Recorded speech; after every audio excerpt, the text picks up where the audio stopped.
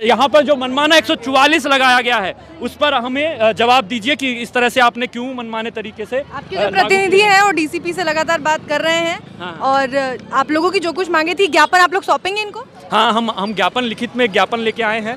हम ज्ञापन सौंपेंगे और हमारी उसमें डिमांड्स है कि जिस तरह से आर्बिट्रेरी तरीके से 144 लगाया गया है, ठीक है, उसे वापस हटाया जाए। ठीक है, दूसरा कि जिस तरह से फर्जी मुकदमे लगाए गए हैं 144 के नाम पर कि आप 4 लोग से ज़्यादा इकट्ठे नहीं हो सकते, तो भैया आप बता दीजिए कहाँ प्रोटेस्ट करें। वीसी के घर में कर ले, बैठ के कर लेंगे हम तो।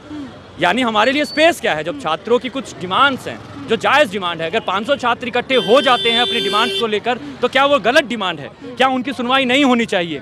और इसी डर में आज इन्होंने पिछले एक हफ्ते से लगातार दिल्ली यूनिवर्सिटी में 144 लगाया हुआ है। और उसी के खिलाफ जब छात्र परसों भी प्रोटेस्ट कर रहे थे, क्रांतिकारी युवा संगठन प्रोटेस्ट कर रहा था अपनी जायज़ मांगों को लेकर कि ओबीई की जो मांग है वो तो चल ही रही है। इसके साथ साथ 5 लाख के लगभग छात्र स्कूल ऑफ ओपन लर्निंग में पढ़ते हैं, जिनको ना तो स्टडी मटेरियल दिया गया है ना ही क्लासेस दी गई है, और मई में आप उनका एग्जाम लेने वाले हैं। तो आप हमें बताएं, हमने इनसे पूछने के लिए हम आए कि आप हमें बताइए कि 144 आप ये चीज़ें कब हमें देंगे ताकि हम बेहतर तरीके से एग्जाम दे पाएं। तो इनके पास कोई जवाब नहीं था, तो पुलिस की गुंडागर्दी के द्वारा इन्होंने हमने उठवा लिया और हमारे साथियों पर मुकदमे डाल दिए। मुझे लगता है कि दिल्ली यूनिवर्सिटी के जो 50 साल के इतिहास में छात्रों पर इतने केसेस कभी नहीं हुए होंगे जितने अभी पिछले 1 से 1.5 साल के अंदर छात्रों में प्रोटेस्ट हुए हैं। लगभग एक छात्र पर 15-15, 20-20 मुकदमे दायर किए हुए हैं। तो उसी के खिलाफ हमारा ये आक्रोश है और ये प्रदर्शन है कि हमें जो जनतांत्रिक आवाज़ है उसको आप दबाइए नहीं। आप जितना दबाएंगे हम उतना ही जोश के साथ चीज़ों को उठाएंगे और आगे बढ़ेंगे। Thank you. एक सवाल है कि जो ये रिस्ट्रिक्शंस है वो क्यों नहीं हट रहे? 144 का जो रिस्ट्रिक्शंस है आप लोग वो क्यों नहीं हटा रहे? अब तो कोविड प्रोटोकॉल्स भी पीछे ले लिए गए हैं। मैडम एक लगाया गया सर, क्या या नेशनल यूनिटी को तोड़ा जा रहा है यहाँ? क्या यहाँ राइट भड़काया जा रहा है या क्या ऐसा किया जा रहा है जिससे कुछ भी यहाँ पे हो सकता है? देखो 144 कब हटेगी सर, ये बता दीजिए कब हटेगी? एक जवाब बेटा बात एक बार हम सर से बात करें।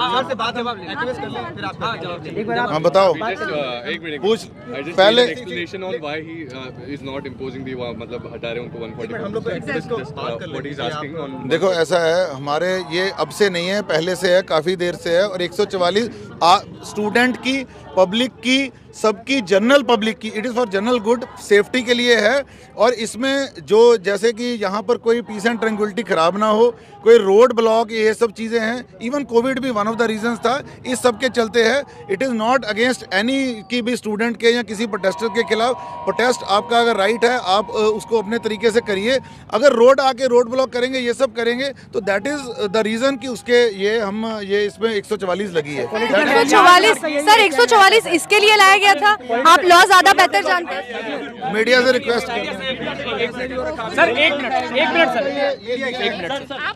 ये बताइए मैडम, आप तो इतना झूठ मार के नहीं सर, एज ए मैं बहुत ही जेंटलमैनली एक तरीके से होता है कि मैं आपसे बात करना चाहता हूँ। आप झूठ बोल, मैडम ने फोटो दिखाई, लाठी तो दूर की बात है, आज तक वो ऐसे चल रही है। मैडम ऐसे झूठ कैसे चलेगा? नहीं सर। अच्छा दूसरी बात, एक हो गया मैडम का झूठ, दूसरा ये भाई साहब झूठ नहीं है।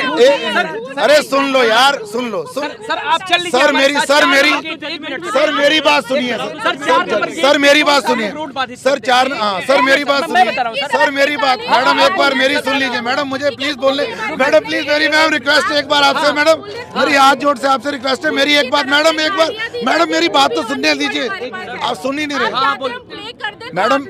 हाँ तो प्ले किया आपने, तो उसमें तो है ही नहीं कुछ।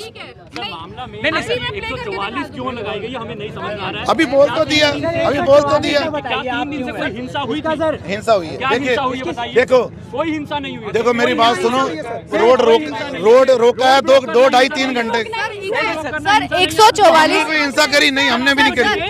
सर एक सवाल है, कैंपस में नहीं लगी, कैंपस में नहीं है। हम लोग 4 नंबर गेट पे प्रोटेस्ट करते हैं, 4 नंबर गेट पे प्रोटेस्ट करते हैं और आप सर ये बोल रहे हैं कि रोड ब्लॉक कर रहे हैं। आप गेट पे प्रोटेस्ट कर सकते हैं। नहीं सर, रोड पे है, यहाँ नहीं रोड 4 नंबर गेट पे चलिए, हम लोग वहां पे शांतिपूर्ण प्रदर्शन करते हैं। ये कह रहे हैं कि 4 नंबर गेट पे आप रोड ब्लॉक करते हैं। भीषण प्रोटेस्ट हम लोग 3-4 साल से दिल्ली विश्वविद्यालय में लगातार हम लोग प्रोटेस्ट करते हैं। कभी मतलब हाँ कभी रोड जाम होता है, लेकिन हमेशा नहीं जाम होता है। लेकिन नहीं एक मिनट, डीसीपी साहब झूठ बोल रहे हैं, झूठ बोल के वो यहाँ से गए। मारपीट कई बार हुआ है, ऐसा नहीं है कि मारपीट नहीं हुआ है, मारपीट हुआ है, कई बार हुआ है। जब हम लोग आते हैं प्रोटेस्ट करने आते हैं तो पहले देखिए होता क्या है कि 2 दिन पहले से ही फोन आने लगता है कि आपका प्रोटेस्ट है, आप प्रोटेस्ट बंद कर दीजिए क्योंकि 144 लगा है।